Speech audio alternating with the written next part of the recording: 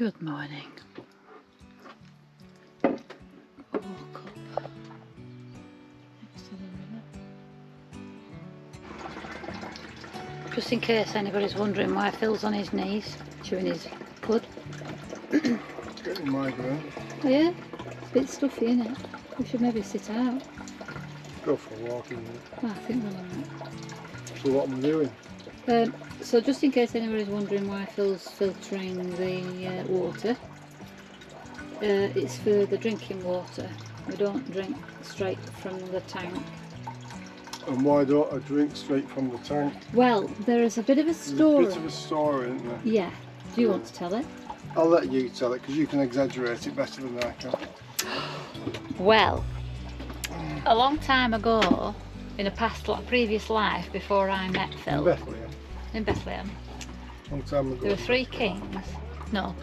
And Phil came to France and he was grape picking, weren't you? Yeah, I was. And you drank some water that would just come straight from the French I made tap. some soup. Did you? Packet soup with my little stove. I never. Yeah.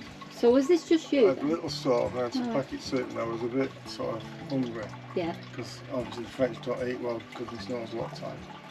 So I got some water thinking it was okay and I boiled it thinking that'd be okay, and I put the soup in it, stirred it up, made myself some soup, drank it, and then the following morning, Was it that quick? yeah, I drank it that evening and the following morning I could only just sit up in bed. And so you turned out And my legs were paralysed. you were paralysed from the waist down. Yeah. That's pretty immediate then, isn't it? There's no Yeah, it was doubt pretty in quick, what it yeah. were. So I was rushed to hospital in Le Spa, Medoc, Spa Medoc, and then Cottage Hospital, and they did some tests and stuff, all in French, and then they told me how am I going to pay, and I said I have no money.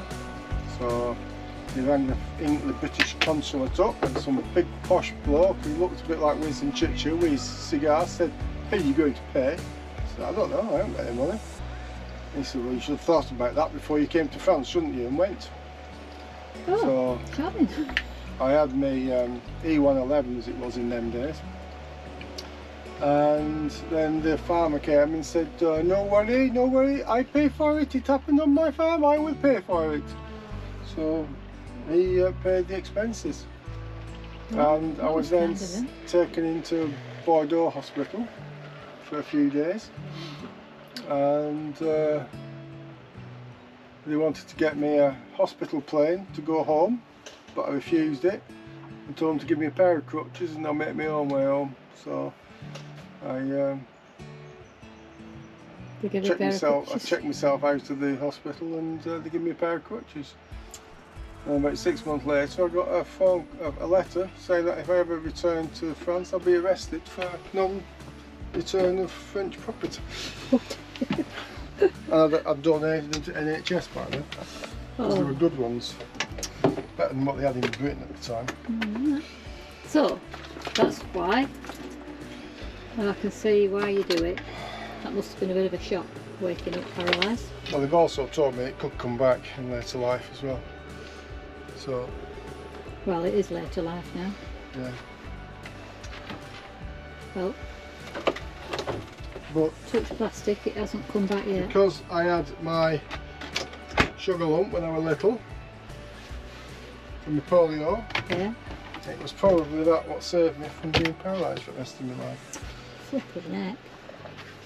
Flipping heck, Phil. That I was a know. story and a half. It is. I think I'll write a book about it. Yeah, I think you might.